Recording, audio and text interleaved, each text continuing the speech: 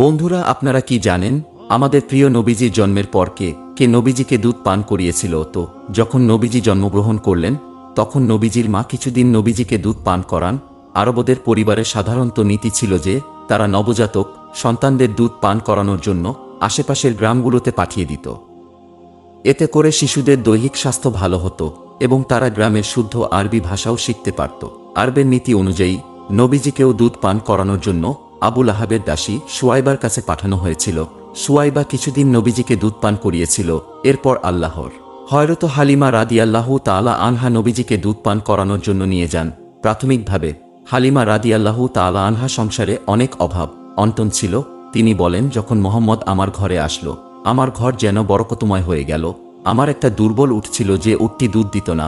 মুহাম্মদ আমার ঘরে আসাতে সে উটে এখন সফল হয়ে গেছে এবং সে এতটা পরিপূর্ণ দুধ দেয়, আমরা পেট ভরে খেয়ে আরো